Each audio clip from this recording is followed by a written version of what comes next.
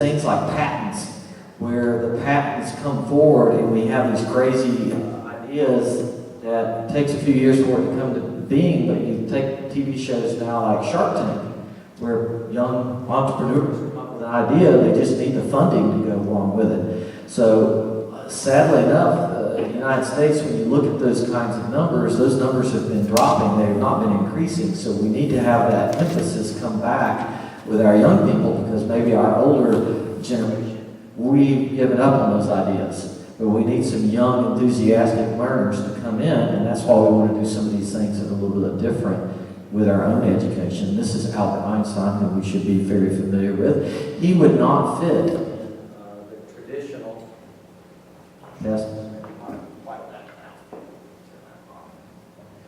Albert Einstein did not fit in the traditional educational role when he was in school. Basically, he was asked not to come back. Basically, in so many words, you don't fit. We have to incorporate everyone that comes into our building and make sure they do fit. So they have lots of ways to get educated, and we want to make sure we engage them in school. Sorry that color that off here, but we do a lot of problem-based thinking and solutions. This is the thing that's happened in Georgia in the last 15 years, okay? And I'm going to pick on the ladies here right for now. How many years in a row have you taken a standardized test? State mandated, it's going to take you a week to take the test. 4 years? How long do you think? You start taking tests in 3rd grade? GCRCT, 3rd grade, so how many years is that then? 7, 8 years, so you become professional test takers now in 7 to 8 years. And I'm not saying that's good or bad, but I'm guessing you about the same, multiple years. So we've trained you to be A, B, C, D test answerers. Is that right? A, B, C, D, A, B, C, D, and A, B, C, D. Now, can you think of a job that you can get where you answer A, B, C, D all day long? I can't think of any right now. Now that's how we grade you, and that's how we test you, and that's how we place you. What we want to see happen through STEM education is that we can give students a problem, and then they come up with a solution, and go away from just being little robot test persons for that week that we have to test you. Yeah, we'll probably have to test you, but we want to develop more for all of our young students, that they have more to live for, more to do. So we're going to do something that we haven't done in school in Georgia in a long time. We're doing that this year at my school where I'm at Ballroom STEM Academy, is that we're cultivating creativity. We basically, over the last 15 years, we've squeezed all the creativity out. We did not allow students to be creative at all. We have squeezed you and made you conform to being in this sort of little box. This is what you have to do to get to the next level. So we want to bring back that creativity. So when I talk to my teachers, I talk to them about, you know, it's good that kids can raise their hand really fast when you're starting your questions. But what's more important is when you slow down and let that student ask a really good question. And you ponder and you think. And you don't rapid fire right back. But when you have that opportunity to say, wow, that was a good question. Wow, I haven't thought of it like that. Because with ABCD answers, how many answers on an ABCD test are correct? One. Now, when we give you a complex problem, like how to solve the problem of tainted water coming down a stream, can there be more than one solution? There could be numerous ways to solve that kind of issue or problem. So that's what we're trying to develop, is students actually have some problems that they can solve. Now, a lot of times the students can bring the problem to the teacher right away. They can see that there's a traffic problem in the cafeteria. All these bottlenecks of kids trying to get out and dump their tray and then go get ice cream or whatever. They can find that as a problem. They can bring that to their teacher. We also are trying to help improve their communication. Now, when we see communication with teenagers, we see them doing this.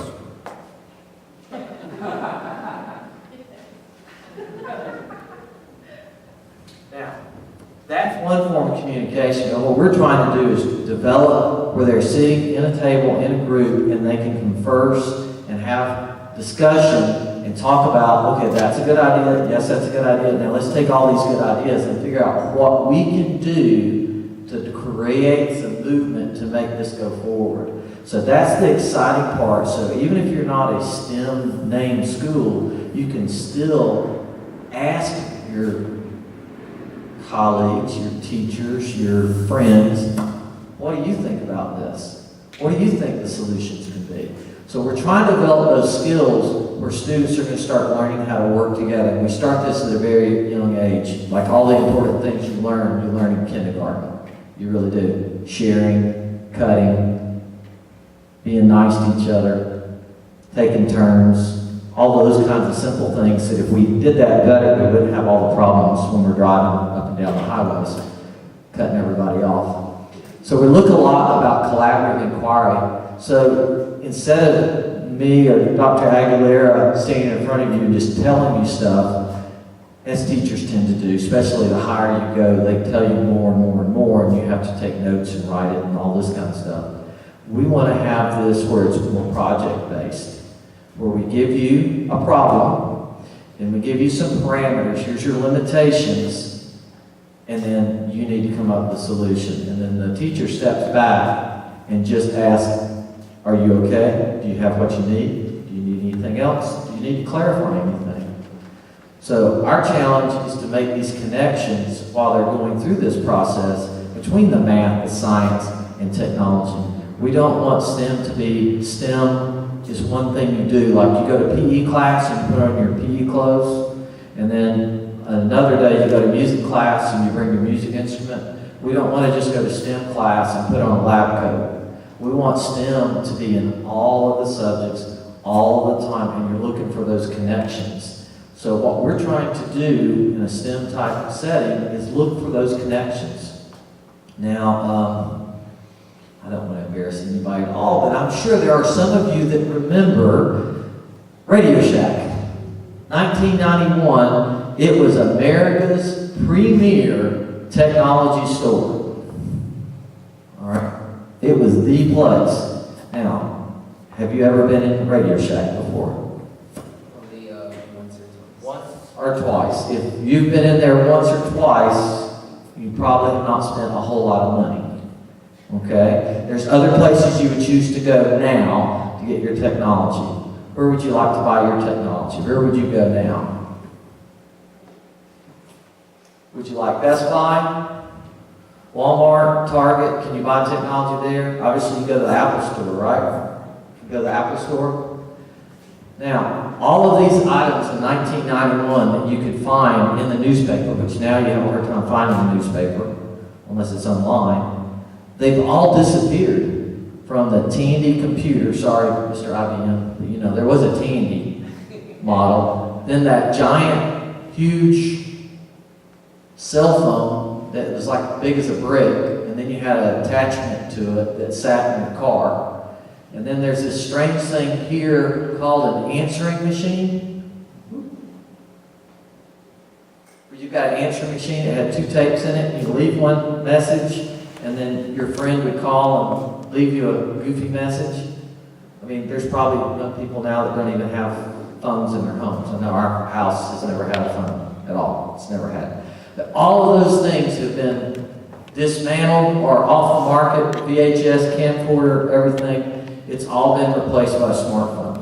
And that's been since 1991. Every one of those devices, all those jobs disappeared. Now, with the advent of the smartphone, it brings in lots of other careers as well. Our challenge is our students that are in like 6th grade. I have 6th grade students when I gave them this little talk a few weeks ago. I told them they're going to graduate from their high school class in 2021. Ladies, when are you going to graduate? This year? Congratulations. Good. So this sort of applies to you as well. Now, it's hard for us to predict what's going to happen in the next 5 years. It's really tough. But I can't even begin to wrap my head around what's going to happen by 2021. But what we can know for sure that 65% of those jobs don't exist right now. So what we're trying to do is prepare you for a career that we don't know what it is. But we are guiding you down that path to say it's going to have a lot to do with STEM. It's going to have a lot to do with science. Because I'm guessing Jimmy and I, and probably Dr. Aguilera, we probably went through all of our high school and never touched a computer. Is that a safe bet? I don't know exactly how old everybody is, but I'm making some assumptions there. So websites, they didn't exist. Of course, we went all the way through for years and didn't have a cell phone. Now, for this younger age group, they've grown up with that.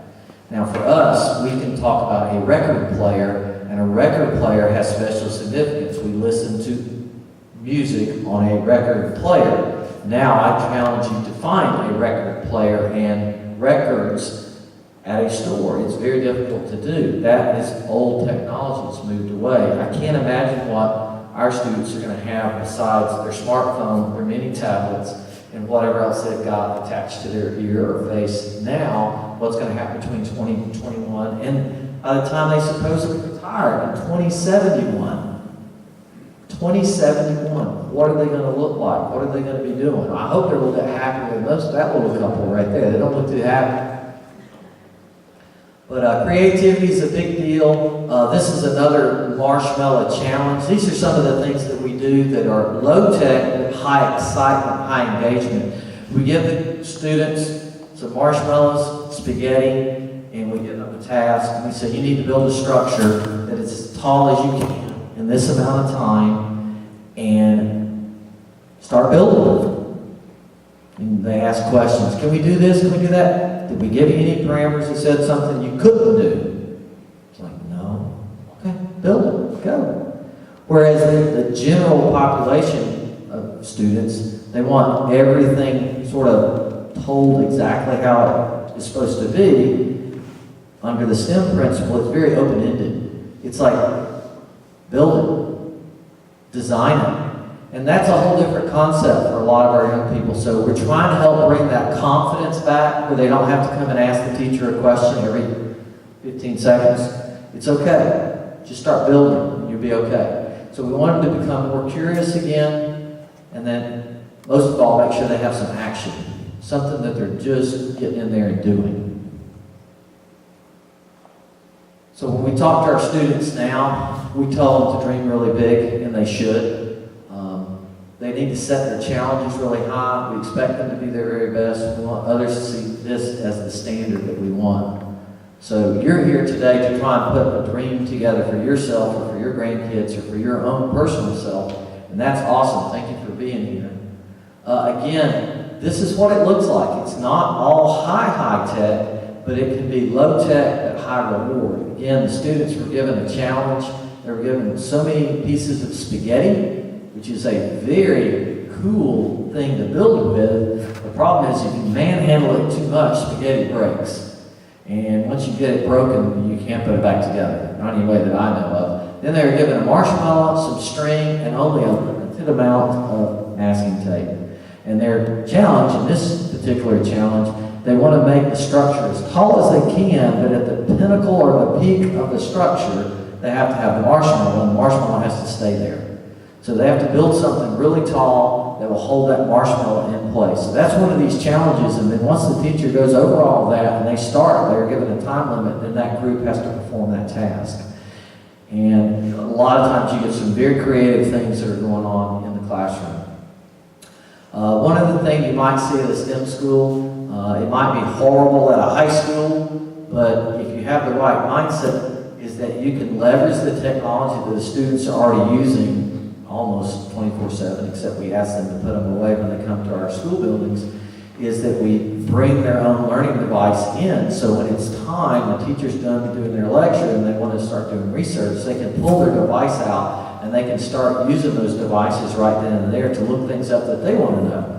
So that they're not restricted in what they are able to do or what they aren't able to do, but they can leverage that. Instead of spending all the district's money or the state's money, they can spend that on the technology they already have in the palm of their hand. So we have a lot of our students in our upper grades, and my goal is in the next couple of years at my particular school that we basically are going to be a build school where you bring your learning device from home and it's part of your daily pencil packet. And it's just part of what you have. And the kids usually, if you hand, I mean, I've seen it. I've seen a 2-year-old, they're handed their parents' iPhone or Android phone, and they know how to swipe across, and they know how to go right to where the game is that they want to play. And they're 2 years old.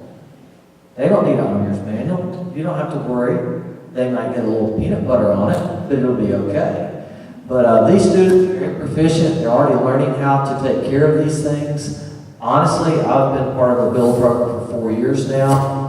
We haven't had any theft. We haven't had anybody bothering anybody else's material. They've not gone to any of the wrong websites because it's all sort of password protected and they can't go where they're not supposed to go. But the thing is, the ultimate responsibility we teach is that you have to be a good digital citizen. Therefore, if you go off and do something you're not supposed to, your ultimate penalty is you lose that device and that privilege.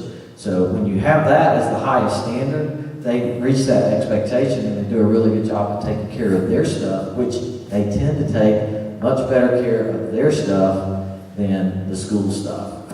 So we've had very little problems with that at all. So it's been very exciting to see us leverage it. And don't let anybody fool you and tell you you have to go out and buy that. We still have lots that we can loan out, but don't let it also fool you that, oh, the poor children won't have this, or they won't have that. It's amazing what the socioeconomic group that you might perceive as having the least, sometimes they have some of the nicest stuff. Maybe their priorities are a little bit messed up. I don't know, but a lot of times they have nicer stuff than the teachers do, the low socioeconomic group. So we're trying to get kids to think, we're trying to get them to experiment, we're trying to have them dream really big dreams. We do video conferencing at our school where we talk to NASA astronauts and we do Skype with them. And our kids sit in the classroom and they communicate with other people from other cultures, from other places, other time zones, other parts of the country. We've been all over the world. So this is our video conferencing center where it has the camera on top and then it shoots the image across to the other school. We did a mystery Skype during our teachers' pre-planning where my one teacher knew where we were going to Skype with, and then the Skype people had to guess where we were at, and then we had to guess where they were at by asking us 20 questions. So we had all of our almanacs and all of our little data sources here and all of our maps, and we had narrowed it down to somewhere in Mexico, and they were trying to narrow it down where we were at in Georgia. They finally got that we were in Georgia. It was a battle to see who could go, and it was the teachers, my teachers, against some children. So our teachers were like, we gotta win. But finally we figured out that they were in Guadalajara, Mexico, and they finally, with some hints and clues, they figured out where ball ground was, which was pretty exciting.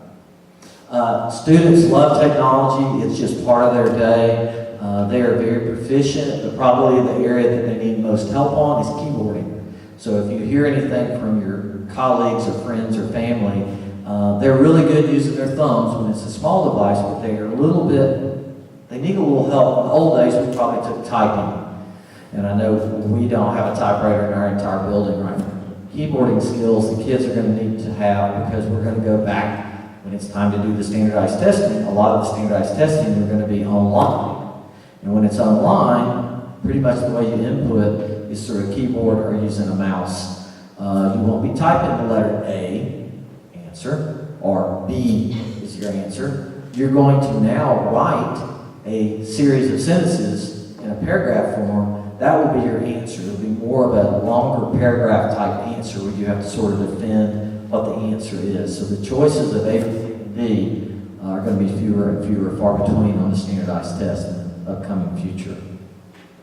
Again, here's some of the students that are working on their challenge, trying to get their marshmallow up really, really tall before it breaks, the spaghetti. Here's some of the scientists that were in our class, and we're doing a sort of a science experiment with a bottle rocket with an Alka-Seltzer tablet. Remember the old film canisters that were really small with a plastic lid? Well, they had to design a little astronaut capsule to go on top of that. I had everybody in class do the exact same design. They folded it up like a little origami and attached it to the tube, and they shook it up and put it on the test stand, except for one girl. One girl took her lid, so this is not exactly that image, but everybody else had taken their lid like this and put their rocket on top like that. Except for one girl. She said, you know, the heaviest thing of the whole rocket ship is the fuel, which in this case was the water and the seltzer. So she turned hers this way, and she put her, instead of taking a whole big piece of paper to fold up her little spaceship, she made the teeniest, tiniest little bitty spaceship that sat right there on the tippy top. I mean, it was barely visible. I mean, it was so small. I'm like, there's a junior scientist right there. She's thinking way out of the box. So all she had to end up lifting after she got hers to start was the cap, instead of the heavy plastic and the part that had the water. Everybody else was trying to do it the same way. She's the only one outside the box. And of course, when it was time to go 1, 2, 3 launch, she put it down and it popped off. Of course, it hit the ceiling. And they're like, I want to be on her group next time. So that's what we're trying to encourage, is someone thinking out of the box. The other thing that we do is we design things sometimes to fail, and that's a whole different concept for students. For you to come home and you ask your child, and I know it's very difficult sometimes, how was your day? It was great. It was fine. That's usually the answer you get. But if you get a student to come home and say, I had a failure today, but it was awesome. That's what we want to do, is have them have an experience where it's actually okay to fail, because you can learn more from the failure than you can the success. We gave them newspaper, masking tape, and we gave them the challenge that you have to form something that's at least 3 inches tall. You can't use any scissors. You got to work in a group. And you can form tubes or blocks or whatever format you want, but it has to withstand weight, and it's got to hold it. So they took books and book bags and notebooks and binders, and they formed different structures out of newspaper. Not exactly the strongest building material, obviously, but that was the challenge they had, and they had a limited amount of masking tape. So this group, they found that if they made 3 cylinders or 4 cylinders and then taped those cylinders tightly together, and then took those 4 cylinders and taped them tightly together, they could build something that could withstand something like that, which is pretty heavy. If you ever tried to pick up your child's book bag out of middle school, it probably weighs 45 pounds. But basically, this is what we were talking about, is that it's not so much that your group won, it's did your group learn something but it crashed? Was it lopsided?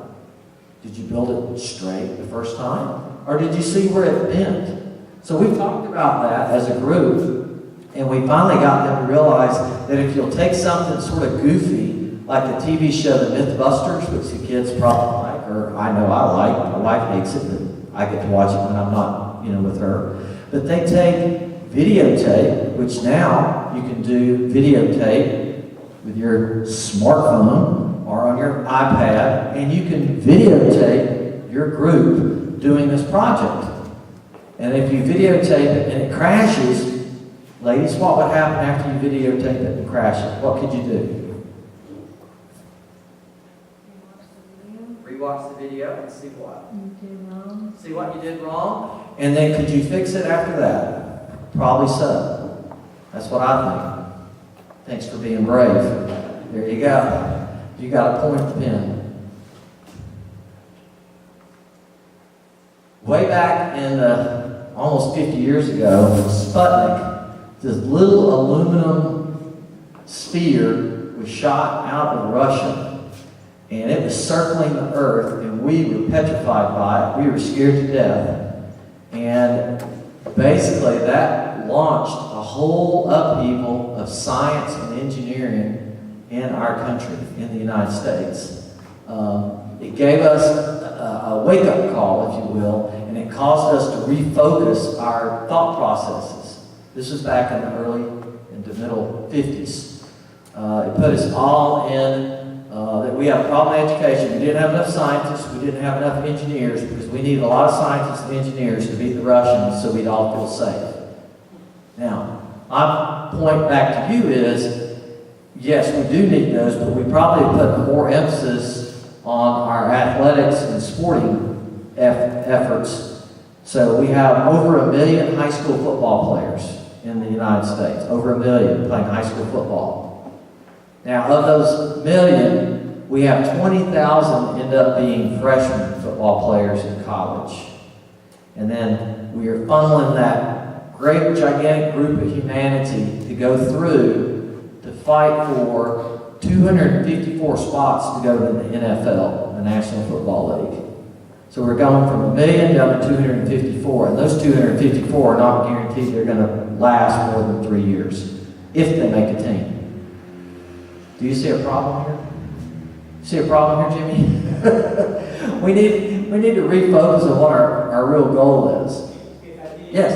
254 divided by a million was 0.00002%. There you go. And this is what I tell my students. I'm like, look, play sports. I love it. I'm a great sports fan. But play sports for the right reason.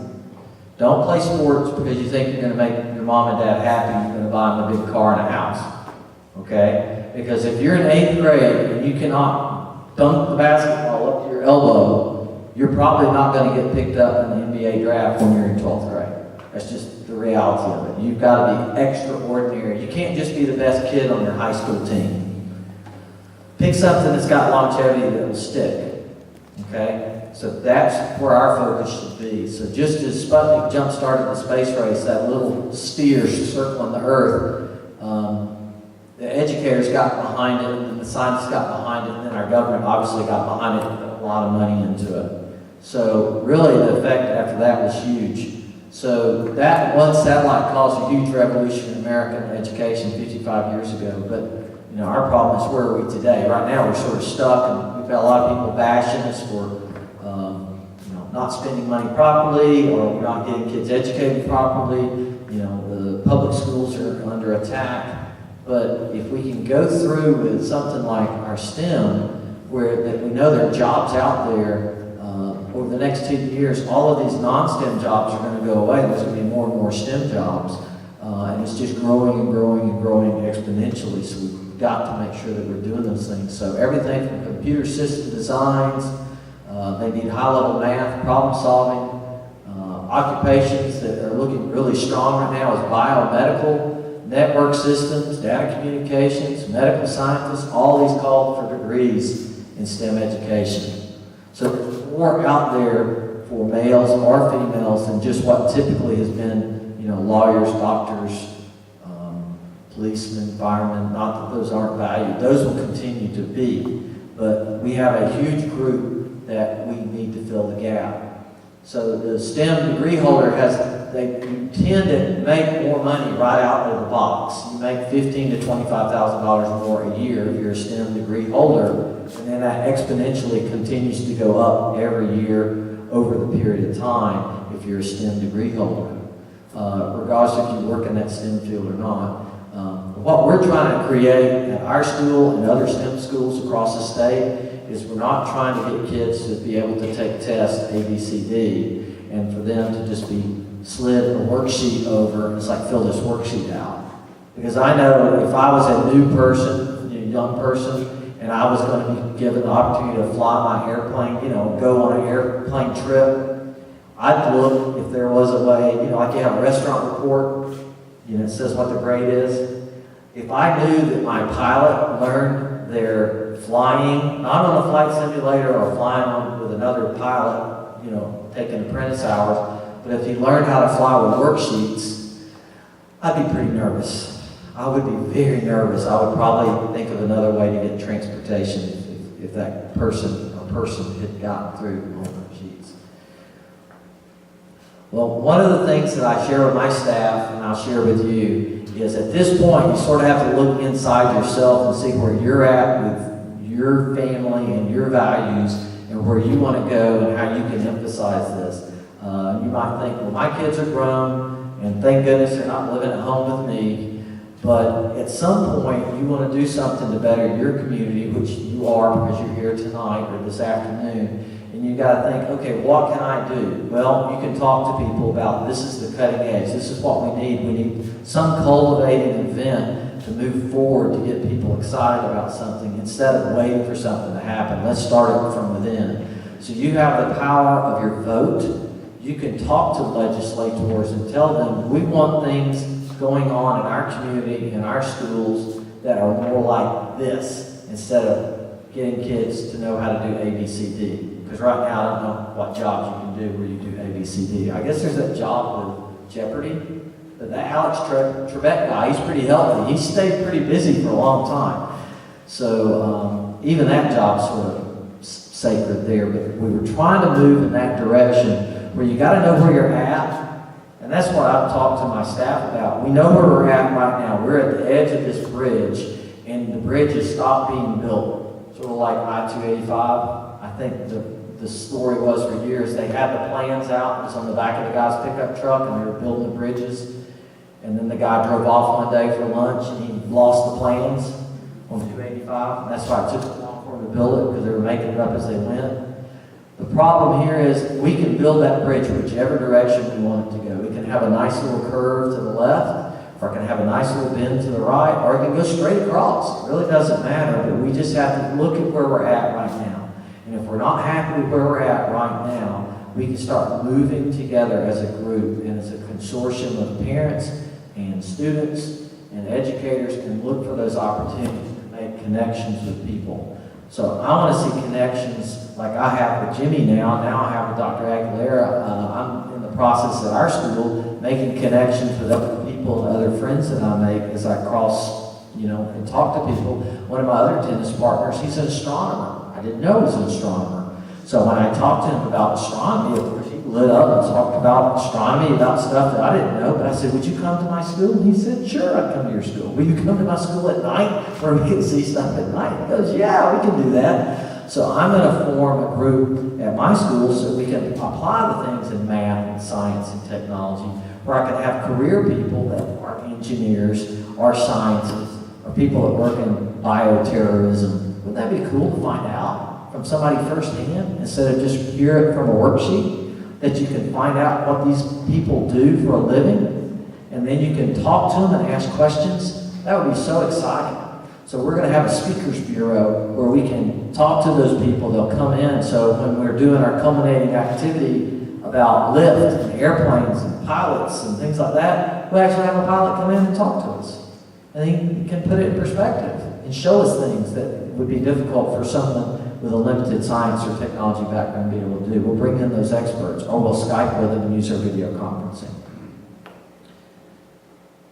Well, that's pretty much it for me. I have thoroughly enjoyed my time here. I'll take any questions if you have.